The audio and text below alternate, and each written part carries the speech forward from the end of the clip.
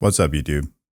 In today's video, I'm going to be introducing to you message brokers. I'm going to introduce to you the concepts, the whys, or when you would use such a thing. I'm going to provide various examples, real-world examples in where I have used message brokers, and I'll explain the sort of the architectural reasoning for why that may be the case, so that you have a good grasp of message brokers. In this video, I'll show you some function probably, but not actual code and how to get started at the code level. I plan to have a couple of other videos that follow this one that will introduce you to installing a message broker on your local machine, RabbitMQ. I'll provide a Docker image. I'll provide instructions for those who want to install it on the local machine or on a VM. And then also ServiceBus, which is another message broker. So this is just the introduction. But in the following videos, I'll show you some code and go into more details in that level. So let's get started. So message brokers are an asynchronous inter-application communication technology. Asynchronous is an overloaded term. Some people understand it, but there are so many implications or meanings of the word asynchronous. I need to explain that to you, and I have my own term for the kind of asynchronous that we have, or asynchrony that we have when we use message brokers. So you're probably familiar with asynchronous background work. This is typically done using threads in the background, typically in a GUI application where you want to do stuff in the background without blocking the UI thread that is asynchronous. It doesn't necessarily mean you are making a network call. It could just mean that you're doing some kind of processing, compute intensive work, but you don't want to lock the UI, but it's still considered asynchronous. It's just done in the background using threads. Then you have the async fire and forget. This is typically you're calling out to a service or something that typically the protocol is a request response like HTTP is, but you're not interested in waiting for the response. So you want to trigger off something, but you're not really interested in listening or waiting for the response. And if the response works or doesn't, if the request works or doesn't work, you don't really care. But that's also done. It's considered async, even though it may not be done asynchronously, but it's considered async in that sense, that you're not waiting for the job to finish, but you're not also concerned with whether it succeeded or not. Then we have Async IO and C# since .NET 4.5. C# 5, we've had Async Await. This style of async is primarily and only for IO-bound workloads. IO meaning you're talking to your file system, you're talking to the network, to a service, whether it's the internet or local network, or your database, and so on and so forth. So that is primarily IO-bound async. And then we have out-of-band async. Out-of-band is the term I use. I've never heard anyone else use it, but when I'm working with my teams, I'm always distinguishing between these four different async paradigms. I'll always specify, background async, or fire and forget async, or out-of-band async. So you understand exactly what I'm saying. Out-of-band async is really where message brokers come in. And what out-of-band means is out of your application's process. Your application is not actually doing that work. It's being done, but it's not being done by your application or by the process that your application is running in. And so it's out of band. But it's async in that it's like a fire and forget, but it's not really fire and forget in the sense that you don't necessarily know what happened. But that could be the case as well. But I'm distinguishing between other async models or paradigms and out of band async. All right. So when would you use message brokers? I'm going to present a very simple example here as the first one, just to introduce you to the why or the when for message brokers. And then we look at a little more real world examples. Not that this is not real world. This is in fact one of the first times I actually used a message broker. All right. So imagine now there are two completely different scenarios. Let me just change my cursor. There are two completely different scenarios. This is one scenario and this is another scenario. So I'm just going to talk about this one scenario here. So we have some application, let's say it's an order processing application, and once you place an order and the order has been saved successfully to your database, you want to be able to send out a confirmation email to that order.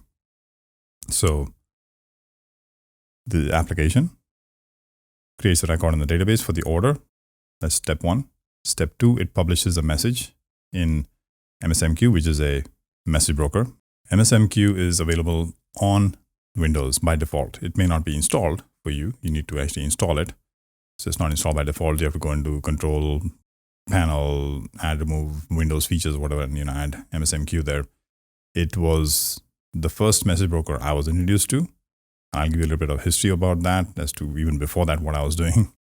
But it's available out of the box, right? It's just there. Now, it's not supported in .NET Core or .NET Standard. It's only supported in .NET Framework, which is fine if that's, if you're simply running a certain application that doesn't really care whether it's .NET Core or .NET Framework.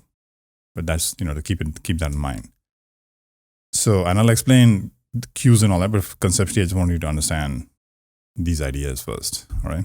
So it publishes a message into MSMQ, and it's not a blocking call, as in the publishing of a message happens really quick. So it's not like your application is blocked waiting for the message to be published. In fact, MSMQ on a typical machine in an application, you can post about 30,000 messages a second, and maybe more. I mean, I was limited by the hardware I was using at the time when I did this kind of test, and that was phenomenal. I'm sure with newer hardware and newer like SSDs and stuff like that, maybe things go even faster. But so it's not a slow thing. When you publish a message to MSMQ, it's virtually instantaneous. It's on the local machine. It's not making a network call and stuff like that. And it's not using TCP/IP as a protocol as well. So it's a very fast protocol. All right. So just to recap again, application customer places an order. You save the order to your database as step 1. Step 2, you publish a message to MSMQ, your local machine. This is the local machine. Message broker. You have another application, a console application or a Windows service application or something running on the same machine that is a subscriber to this queue. So when a message is received here, your application will be called like an event occurs in your application saying, hey, I just received a message, and you'll get that actual message to you.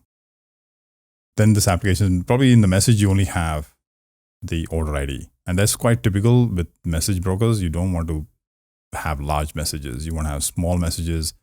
And in the message, you might have pointers to files or databases or whatever else, and maybe like an identifier in the message, like an order ID or a customer ID or whatever you might need in order to query the database separately from. So the idea is not to stuff everything into the message broker. You could. There are limits to how different message brokers have different limits to how big these files can be.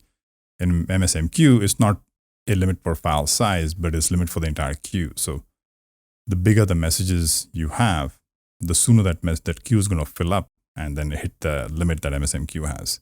So there's some considerations there that you need to make. But ideally, whenever you post messages in any message broker, it's an event that occurs, but in the event, in the message, you're really just identifying information, not all of the information that's going to be required by the next step to do something. So then the third step is that this console application, if you will, receives the event. And when it receives the event, it has access to that message you posted from this application. And so, your order ID, so-and-so, you need me to send a confirmation email. So it goes back in the database, pulls out all the information about that customer using that order ID, the amount, the line items, the person's email, all that, and then constructs an email and sends out email, right? So this is I think, a really good scenario for you to understand, in some cases, why would you do that? Sending an email takes time. Now, that time may not be a whole lot for one email, but let's say there's an error sending this email this one time. What do you do in your application? If you block your application from having to process just sending the one email, but it fails, that customer is still waiting, right, on the front end for a response from your system to say, yeah, order confirmed. So you've placed the order in your database. Now it's a matter of sending a confirmation email. You don't need to hold up the application, that entire thread, just to try and send an email, right? So that's sort of the idea of the scenario for the reasoning for using message brokers. You don't want to hold up the main application to do some work that doesn't necessarily have to be done synchronously. It can actually be done asynchronously, out of band asynchronously. So it's not happening in your application. Something else is going to handle it. You just let somebody know, hey, here's this order, this email, please send it. And somebody else is going to send it. And that person might have to try 10 times, 100 times to send that one email. That's not your problem. It's going to be done. That application, the console application here, will keep trying till it succeeds. But your main application is not caught up in that whole thing. So it's not blocking or slowing down your users from moving forward. And that's the premise for message broker. Right? Asynchrony means not synchronous. It's done separately, and not in this case out of band. So it's all done in a different application, and so this application is not even concerned with that. Another scenario for the same sort of design would be, let's say you have an application that needs to send out a blast of emails, marketing emails to all your customers. The application is deciding which customers to pull out and send what emails to. So it's got some logic and processing there. But once it's figured out, okay, I've got to send out, these 10,000 emails to these 10,000 customers, it can post 10,000 messages into message broker. So let's imagine that it's already done the processing. So the step one is not really required. But once it's figured out which customers need what emails to be sent, it sends in the queue typically the customer ID, and maybe there's an identifier for what kind of email or whatever that may be. It's a small message. It's not got the whole email in there. And so it comes into the message queue. Let's say there's 10,000 email messages appear here in literally, in no time, right? I told you it can do 30,000 per second. So you'll have 30,000 emails, messages in the MSMQ like in no time. This application here, however, is going to proceed at its own pace, right? I mean, unless you have some real urgency to send those 10,000 emails in a second, which is not realistic. But so you could say, okay, well, as long as somebody's going to send out those 10,000 emails, I don't have to care in my application. So that's the basic premise here. So this application here is going to receive one message at a time. It's going to process the one message in its own sweet time, and eventually it's going to be done with the 10,000. There are patterns or things you can do to speed that process up as well, and we'll talk about that. But I don't want to complicate it right at this point. I just want you to understand or grasp the reasoning for why or when you would use message brokers. All right, the second scenario is to do the same job, which is sending out emails. You could have multiple applications behind a load balancer. So these could, fairly large application that you need to scale horizontally. You can have n number of applications that are doing the same work, but they're behind a load balancer. So there could be multiple applications that need to do the same thing. In that case, you could employ a situation like this where every machine here has this infrastructure kind of available, not the database necessarily, but MSMQ and this application here. And they can each do their thing. Or you say, okay, I'm going to separate out the message broker from the actual main application or machine to a service. And that's where the message brokers come in. So we have like various message brokers like RabbitMQ or Azure ServiceBus, Azure Tables, Kafka, and a bunch of other brokers that are separate services. Like a database is infrastructure. And so you can call out, network call out to those message brokers. So this is the second sort of model there. So rather than having every machine configured like this, you could say this is just a simple, web API application. And once the order is placed in the database, the next step is to publish a message to the message broker. And so all applications are following the same. First step is store the order. Second step is publish a message. And there could be, 10 of these machines publishing, 500 of these messages every second and whatever. So this message broker is receiving all the messages from all of the instances of these applications. Again, you have a similar idea. There's a console application or a web or a Windows service application or something that is running, or either it's running perpetually or it could be running as a scheduled job. So maybe, every hour it starts up. And that's the beauty of message brokers. You don't have to have these applications running all the time, but maybe you can schedule them. So however it matters, it doesn't matter. Of course, the queue depth, you have to be careful of the queue depth. The queue depth is a term in message brokers where the number of messages that appear in the queue is starting to increase. Right? So that's called queue depth, the number of messages in the queue. So if the queue depth is increasing to a certain point, maybe that's not a good idea because at some point the queue might just fill up. Every message broker has certain limits to how many messages you can have in the queue. And so if you don't do it frequently enough, then that could be a problem. But these are all concerns we'll talk about in the next slides. So this console application receives the event. The message brokers, there are two models. Some message brokers, at least the SDKs, the client libraries that you have, publish an event for you in your application. So you can get notified automatically. That's called like a push notification. In other cases, they support a pull notification. You have to pull them, maybe every 10 seconds, every minute, every 5 minutes, you have to pull them to see if there's any messages. Right? And so there's different models for the different message brokers. Some message brokers support both models. So it's up to you which one to use. The other idea here is that the message broker is one network server somewhere, and your email application is on another network server somewhere that's subscribed to these messages. So as they receive messages, it can start processing And it's going to do the same thing. It gets the information in the email about the order ID and stuff. It then makes a call out to the database to figure out more information about the order, the customer, etc., and then create an email and send it out. Right? So they both have 5 steps, but that's the idea. I'm hoping this is giving you a good reasoning for why you would use it. There's many, many scenarios, but at least at a high level, this is a good idea. Now, I'm going to introduce to you certain other message brokers just by name, but just you understand, if you probably heard these names, you know that they're message brokers, right? And then in the future videos, I'm going to be talking about RabbitMQ. I'm going to be talking about Azure ServiceBus and Azure Queues, and maybe Amazon MQ. But they're all very, very similar. There are some nuances in each of them. You don't have to worry about which one exactly. But from a code standpoint, I'm hoping to do some code for MSMQ. No, not MSMQ. RabbitMQ and Azure ServiceBus and Azure Queues. All right? Okay. So these are the list of message brokers, and there are many more, but I've just listed out a few. MSMQ, as I said, is part of the Windows operating system on desktop as well as server. RabbitMQ is an open source message broker. I actually like this quite a bit. It supports a few other protocols. Most of these message brokers, except for MSMQ, support a protocol called AMQP or AMQPS, the secured version of it. AMQP stands for Advanced Message Queuing Protocol. It's currently at version 1, I think, so it's not, but it's fairly stable. There was a 0.9 before that and so on. It's built specifically for message queuing. There's another protocol, much older. By older, it doesn't mean it's out of date. It just means it came in much, much earlier, called MQTT, which I use in like my IoT stuff, but that's not required for you to use only in IoT. You can actually use it from C# and other applications for business systems as well.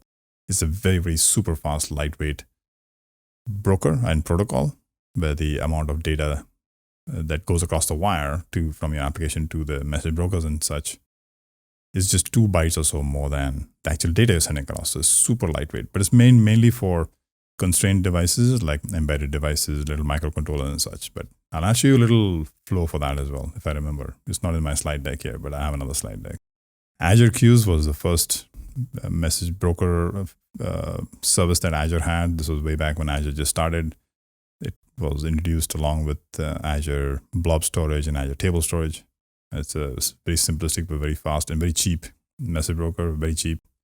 It doesn't support certain features that Azure ServiceBus does, but nonetheless, if you want to use that feature and the other limitations are not your concern, you might as well just use Azure Queues. Azure ServiceBus then came a few years later. It's a much more robust, much more full-featured message broker, if you will, in not in compliant, but in comparison to the other message brokers we have today, like RabbitMQ and ActiveMQ, Kafka, and such.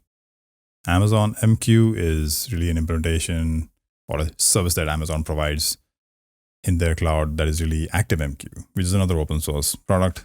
They may have modified some things for their own purposes, but basically behind the scenes is ActiveMQ. And prior to that, Amazon had another broker called SQS. So those are 2 features you have on Amazon to kind of do the same thing.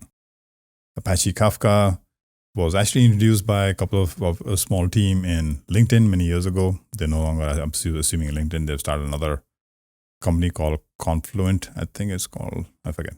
But it originated itself in LinkedIn, and it was always an open source project. And finally, the people that created the project decided to quit and start their own company using Kafka. And they're a fairly large business, not large business. They're doing really decently well, supporting enterprises and such. IBM MQ actually was probably before all of these things. So I'm not sure, I wasn't so involved at that depth when I started my programming career. So it was introduced on the mainframes many years ago. So it probably was introduced even before MSMQ, sorry. So it's something that I have used, but not managed or set up. So I don't know much about it. All right. So now there are 2 modalities when you use message brokers. MSMQ supports what is known as queues. And that's what it is, the highlighted part here, queues. Right? And there's queues and there's topics. So right now I'm just talking about queues. With queues, there is one publisher or more publishers publishing to a single queue. And there's a single subscriber that is subscribed to that one queue.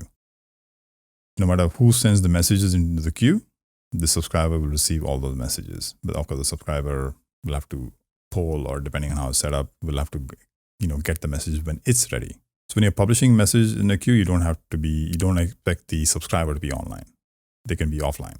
Right? That's the whole point, asynchronous, right? So publishers can happily just keep publishing messages in the queue, and as and when the subscriber feels like, scheduled job or whatever it is, it spins up, receives all these messages, processes it in its own sweet time, and then it's done, right? So there's no connection between the publisher and the subscriber. It's the observer pattern. If you're familiar with the observer pattern from the golf book, in the observer pattern, they use different terminology. They use the subject and observer. The publisher is the subject. The subject is busy publishing events, and the observers, in this case subscriber, are receiving the events, and they don't know each other. So the publisher doesn't know the subscriber doesn't know other subscribers, and vice versa. So it's completely decoupled. They're all decoupled, and that's the beauty of message brokers. But this is queues. Now, with queues, you can also have a concept called competing subscribers. This is one of the patterns, if you will, with message brokers. There are many patterns we'll talk about. Well, I won't talk about many, but there are about 3 patterns. This is one of them.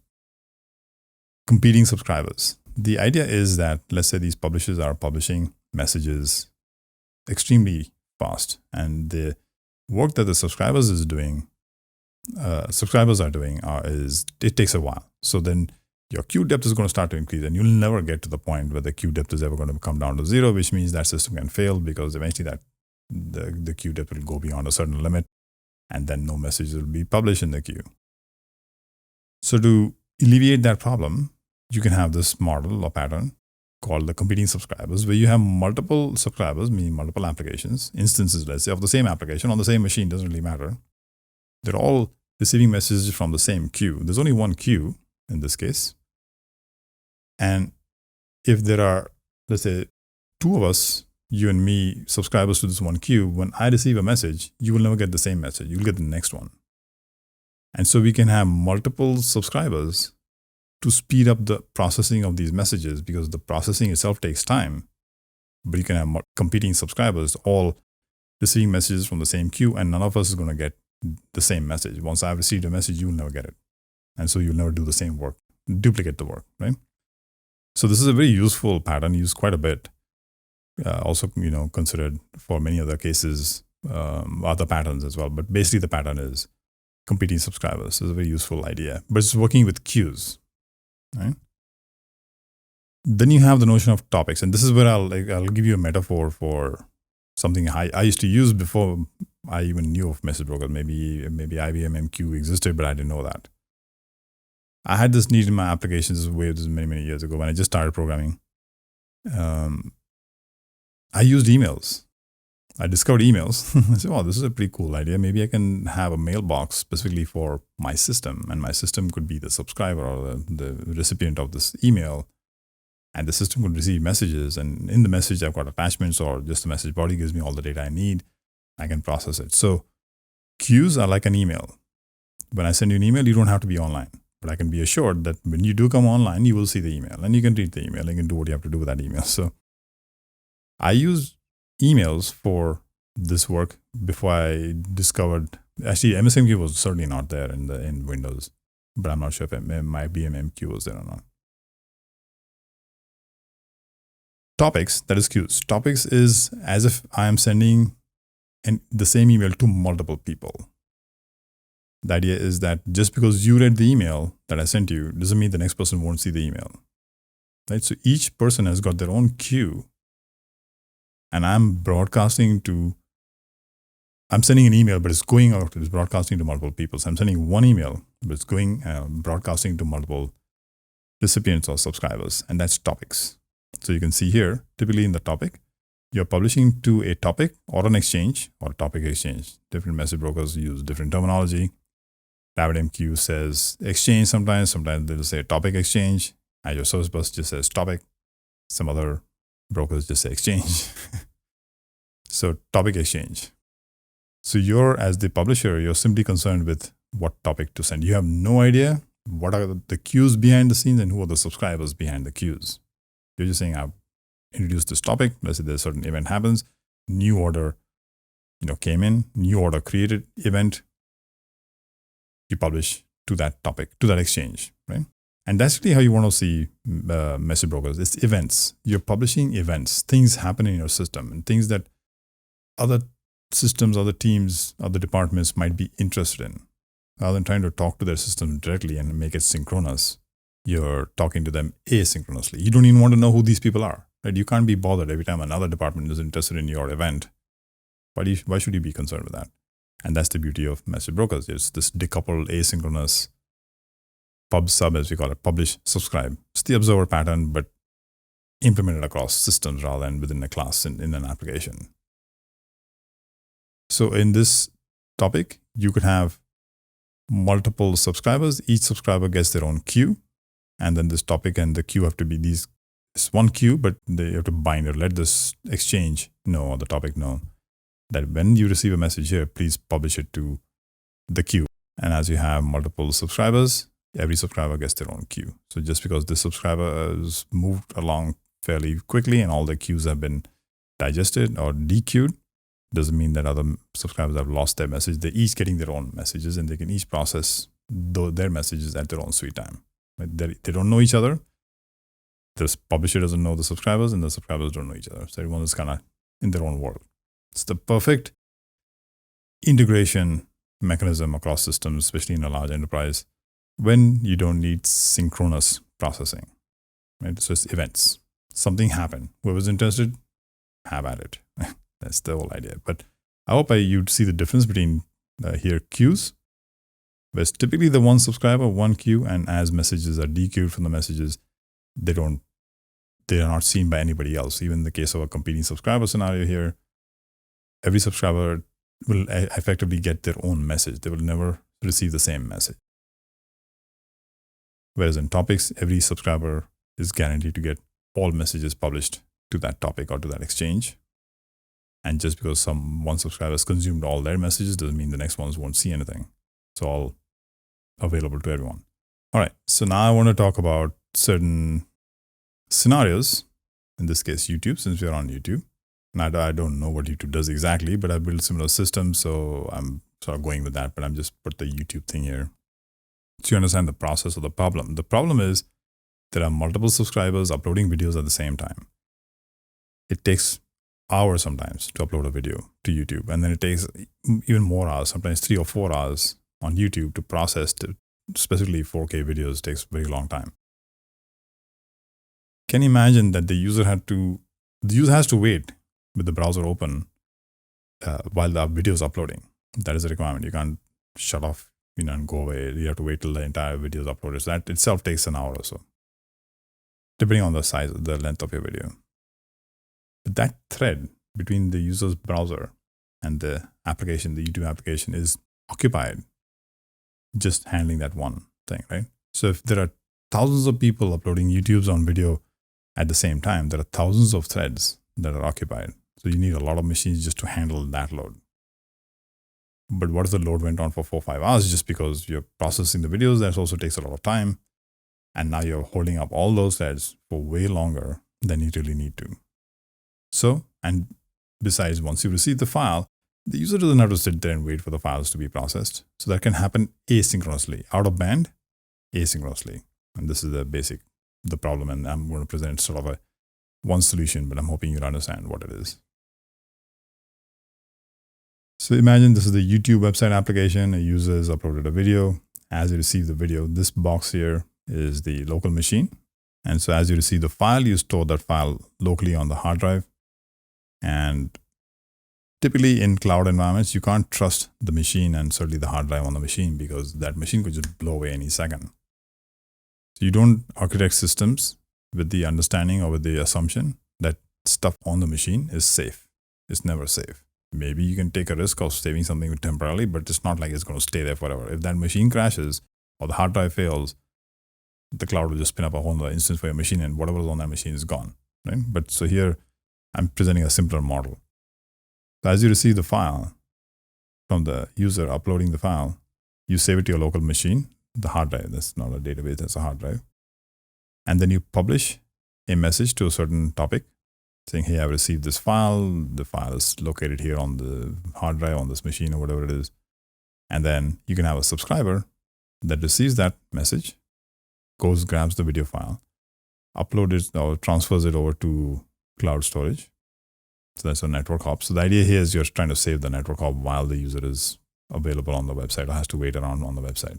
So, you might not want to slow them down. So the local file system is faster. But this other application that's doing things asynchronously, this is the subscriber. It's subscribed to the same topic. It receives a message. In the message is information about where the file is and who the user, etc.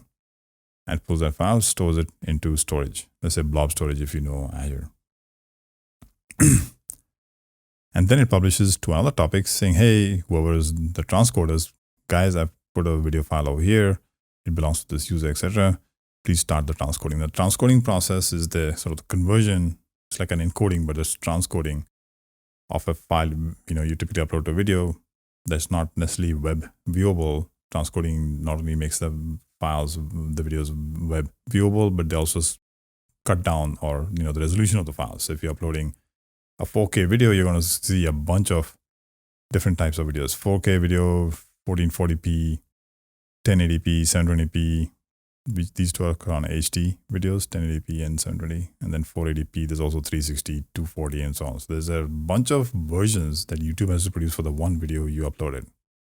That takes a lot of time. Of course, 4K video transcoding will take much longer than 1080p HD, will take much longer than 720p HD, and so on and so forth. So the higher the resolution, the longer it's going to take. So one model would be, architecture would be that you got this topic. So this is a topic. So in other words, they could be, the same message can be received by multiple queues. So let's say it goes into all these queues. And let's say this queue or the subscribers to this queue are only interested in if the video is 4K. So it receives a message saying, oh, this is not a 4K video. I don't need to do anything. And it just consumes the message, but doesn't do anything. But if it's a 4K video, then these transcoders will kick in. And of course, one by one, and they'll start picking up messages for any 4K videos and start to transcode them because it's going to take time. This is a competing subscriber model within a topic, right? So there's multiple subscribers ready and waiting to process all the videos that come in here for 4K. Now, even though 4K videos take a lot of time to process, I'm guessing again that there are more 10K, more 1080p or HD videos being uploaded. So you might need more transcoders for the queue for the 1080p video than the 4K video. I'm just making assumptions. I'm just doing this so you understand. So here I've shown many more subscribers, competing subscribers for the same queue, but this is for the 1080p HD queue.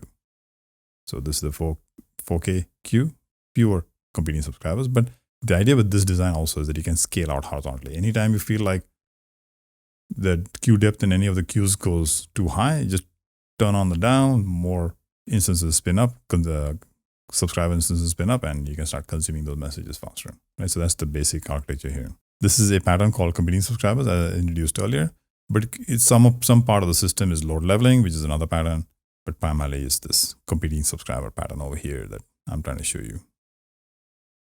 All right. Here's another, this is a real world scenario again.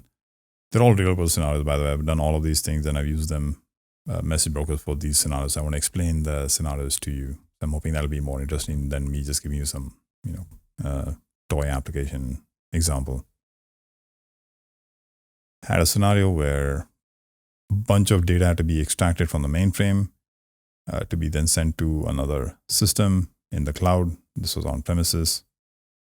And this mainframe was super fast, but the problem was the files that it was sending to us, the data it was sending to us were fairly large. And so once we received the files from on-premises, in order to send it to the cloud, or before we could send it to the cloud, we had to encrypt the entire file, the data. I'm calling it a file, but it's data. Compress it so it's becomes smaller in terms of size, and then send it across the wire to Azure. So if the mainframe sent you a file, and then you took your own sweet time encrypting the file, compressing the file, and sending it off to Azure, you just blocked the mainframe. And the idea was to not block the mainframe. Right? You want to let the mainframe go as fast as possible, just without it blocking it, and then you can do this conversion or transfer to Azure, compressed, encrypted, etc., at your own sweet time. Right? So that was the basic problem and the need of the solution. So the solution is it's the same machine. Mainframe is sending as fast as it can messages to the to n number of servers behind a load balancer. This is just one of the machines. And the first thing it does, it receives that file, it saves it to the hard drive, the local machine's hard drive.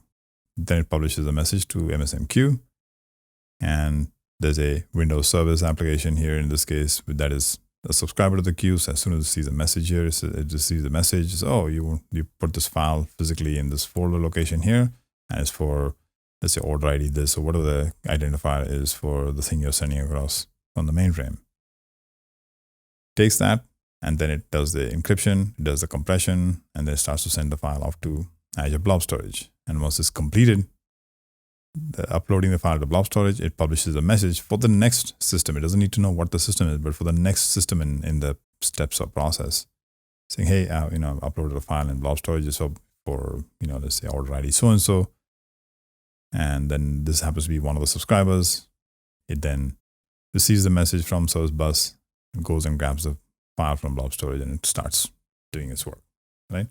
So the problem was that the mainframe was being slowed down, and it was taking a whole lot of time, and the mainframe is basically just waiting, and people didn't like that fact. And that's not just good design, whether the team or the system like it or not is irrelevant. It may not be the right design for you. And so this was the solution to it, where we deployed, spun up MSMQ on that same box, and we deployed a Windows service application that was the subscriber to MSMQ, and it took its own sweet time compressing, encrypting, compressing, and sending the data off to Azure. So perfect scenario. This is a example of load balancing. We are load balancing on the mainframe side. We are saying, okay, whatever's sending us the data, we don't want to hold them up. We want them to be able to go as fast as possible. So we are balancing out the load by way of doing stuff asynchronously out of band. Right? Now, this part of the system was just a portion of it. I just want to show you the sort of the origination of the data and how it sort of moved into Azure. But reality in Azure, the system was like this. So don't have to understand this, but just I can show you like what can be done and why we do that.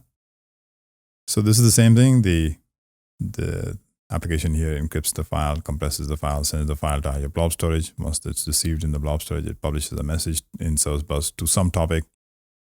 This thing happens to be the subscriber to the topic. So it goes, picks up the data from blob storage, it does its thing, it does some transformation, mapping, etc. Once it's done, puts that data into blob storage, publishes a message into ServiceBus, into some other topic now. That's the subscriber to that topic. It gets the message, it goes to blob storage, and so on and so forth. You get the message. The dashboard was a subscriber to pretty much everything, all the topics here. So it had a sense of everything that was going on. So you could track that thing literally, visually, to say, okay, this thing started from the mainframe, it's now here, it's gone there, it's come here, it's gone there. It was like the intention was not to make it real time, but the intention was to get a sense of where exactly has this thing gone, and if it fails somewhere, like where did it stop? Right? Also see the exceptions that will be pushed into a separate topic. And so the dashboard was our insight into everything that was happening in the system. Actually having to jump onto the boxes. Remember, you're on the cloud, so you don't really have full access to all these machines. The architecture can get fairly complicated. So I'm hoping by introducing you to message brokers, you guys don't go to crazy with message brokers and start introducing all these things unnecessarily. Right? You know my thing about design. Keep it simple. Right? Use stuff like this only when it makes sense. Don't use it because you want to put it on a resume.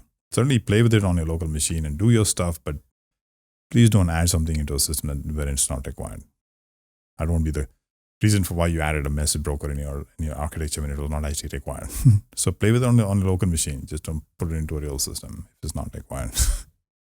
All right. The next scenario is, let's say, an application. There's many applications in your, let's say, enterprise. Each application needs to log stuff, and those logs have to be moved to some other system, not only to keep a central location, but then you can do a lot of analysis within that data, right? Because they're logging button clicks and hyperlink clicks and all this sort of thing. And so you want to get a sense of users, where they went, at what point they stopped, what point they went back, etc., etc. All right, so I'm setting the stage there. typically with log events, you don't want to log remotely. And we also log exceptions and things like that, right? So if you were to log exceptions and other logs remotely, what if you can't reach that remote service? What happens? You lost the log, right? You got an error on your application. You probably want to swallow that error, which is a bad idea, but I know what people do. They just swallow the error saying, well, we missed the log, so what? We don't want to miss these logs. So there are two problems. One is there's a barrage of information, a firehose of information coming at you, and you have to be able to process all of that. And it's very difficult in a large enterprise for databases to handle all that onslaught at the same time. They're all trying to update, right? They're all trying to add, new records. That's a lot. So the solution was within the local machine of each instance of the application. Again, spin up MSMQ there and the hard drive. And so it's similar to the previous model where the application itself is publishing a message to MSMQ, and that's super fast. The application is not blocked. The application is not slowing down now because it's publishing all these messages at the same time, like thousands per second. So that was primary, that you want to slow down the application just because you want to log all these in events, if you will. And so we publish it to local MSMQ, which is super fast. But MSMQ has a limit to how the total size of all messages in a queue. So it's not based on the number of messages, it's not based on the size of the messages, but the total of the byte size of all messages in the queue, that is the limit. And we had situations where in this case, RabbitMQ was down for hours on end. And as a result, the MSMQ would fill up and then finally blow out saying you've exceeded the limit. So even though we sped up the process, we hit up on a MSMQ limit that I wasn't aware of. So we just learned, unfortunately, the hard way that there's this limit, because it took me a while to even find that out. But once I figured out what the limit was, what we did was then we read the message off of the queue and we save it to hard drive. That way, the queue depth is not increasing and the size of bytes, if you will, in the queue is not at all getting anywhere close to its limits. Hard drive is getting full, so maybe you want to make sure that the hard drive has enough space. And then the service would take the messages from the hard drive and start to or attempt to send them off to RabbitMQ. And so if there was a network issue, this application was fully robust in that sense. It would try again later, and eventually when this network comes back up, it's got all the messages still on the hard drive waiting to be sent, and we send it. And as soon as the messages are sent, it deletes the message from the hard drive, and that way the hard drive is not getting filled up. That was the solution for the applications that were doing this. And then on this end, initially we just had the data getting posted by let's say a web API application that posted the data directly into the database, but that was way too much information for the database to handle. And so we load leveled. It's called load leveling, and I'll show you what that means here. The idea being that in the web API model, if instead of a message broker, I used like a regular web API application, it's going to post messages to a database as fast as it receives messages. That is tens of thousands of messages a second. Databases can't handle that. There's just too much information for databases. So the idea is to load level. At this point, the load leveling implies that you're trying to level the load out to the receiver of the messages, not the publisher of the messages. And the way that works is like this. So you post all the messages to a message broker. You can have literally just one event subscriber. You don't have to have exactly one that subscribes to the messages that come into the queue or exchange here. And then that subscriber itself posts messages to the database. So literally you can slow down the speed at which your data is being pumped into your database. You can have competing subscribers here to speed it up to the point where the database can handle it. You don't have to have just one.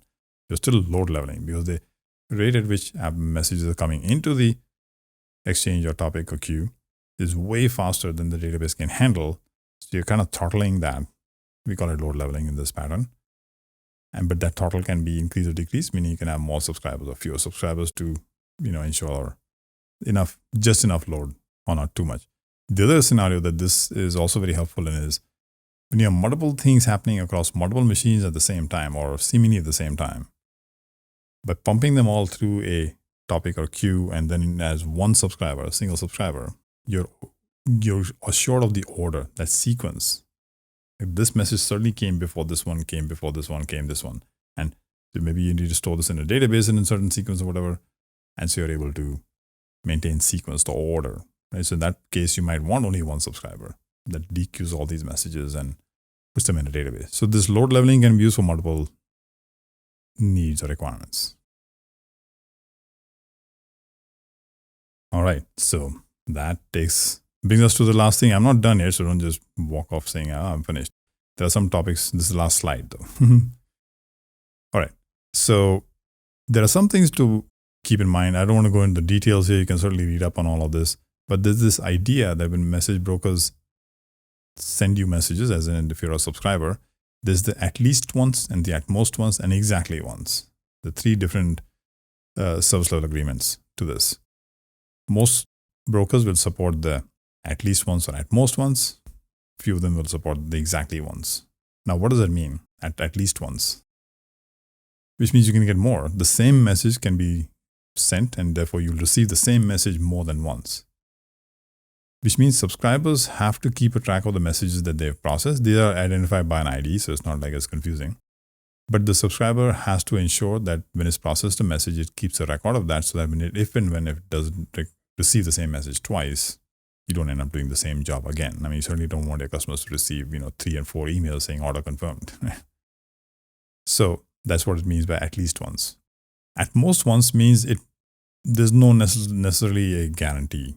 Right? So which is a lot of bad idea. I mean, why would you want at most once? Like what happens then? You're going to lose the messages? Yes, you sort of lose the messages. So typically most people will use the at least once, but then you have to safeguard your subscribers from processing the same events multiple times. Of course, if it's competing subscribers, they all have to have a single repository where they can check to see if they have already processed that one message. The exactly once is perfect, but it's a slower protocol, which is not bad. I mean, message brokers don't have to be super fast. As I was saying, with MSMQ can process about 30,000 messages a second. RabbitMQ can process about, I think sometimes I've gone up to 4,000 or 6,000 messages, depending on what's going on and how big the messages are. And it's still on the local machine.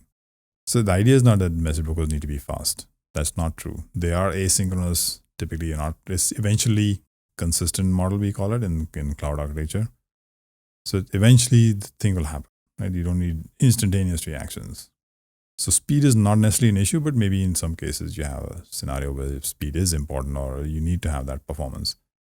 In that case, the at least ones will be probably faster than the exactly ones. But there's a lot of stuff that the broker has to do to ensure exactly ones, right? It's not coming for free.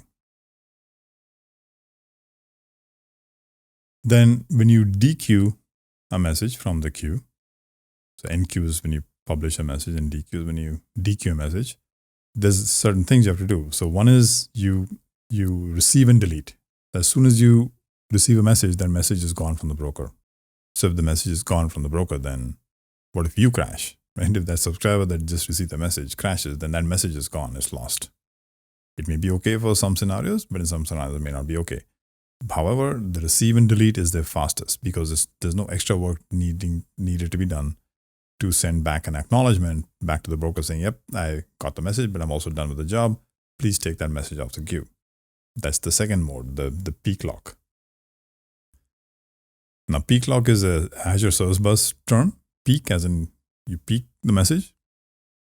When you peak the message, it disappears for everyone else, but it's not yet deleted. So any other subscriber, even for the same queue, so let's say you're using topics, so you have multiple subscribers, but within the same one queue, you can have competing subscribers.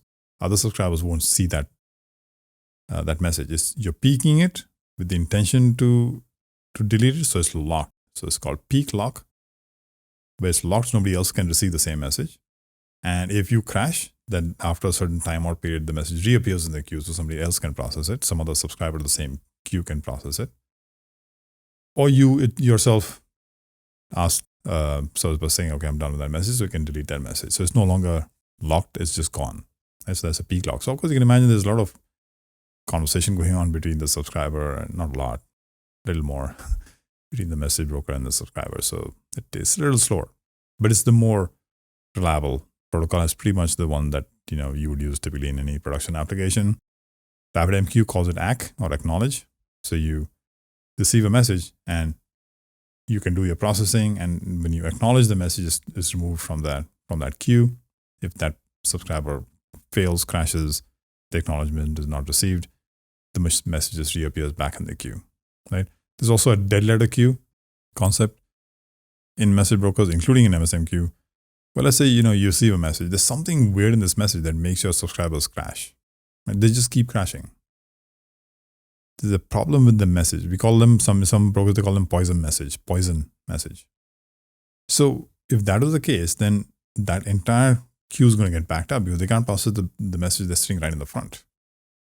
At that point, the brokers can dead letter the message, put it into a dead letter queue and sort of move it out of that queue, and then you can receive the following messages. And then somebody can look at the dead letter queue over regularly or a period of time to see if there are any messages that kind of landed up there. And so most brokers have a dead letter queue feature or a poison message feature to support this sort of phenomenon. Now, of course, ServiceBus supports session peak, which is a session is a collection of messages that you in your business envision it to be a part of a session. So you can designate them with a certain session, and then they're all considered as a whole. And so when you peak lock, you're locking all messages in that session, not just the one message. Right? So that's session peak lock. Another feature nobody else had thing. By nobody else, I mean no other message brokers have. I don't think that concept. They might have other terms for it. So they are very, very different. The commonalities that they support certain common features that I've talked about today. All right. So in the next videos, I'm going to show you how to install RabbitMQ on the local machine, or you just have a Docker image. You can use that to use Docker and spin up a container on your local machine, which would probably be the faster way to do that. And C# code and examples, so you can understand how to work with message brokers, in this case RabbitMQ, and then another video, ServiceBus. So there'll probably be 3 or 4 videos in this sort of series of message brokers. So I hope you've learned a few things. I hope you've enjoyed yourselves. If you liked this video and if you want to see more of this on message brokers, please give me a thumbs up. And I will see you next time.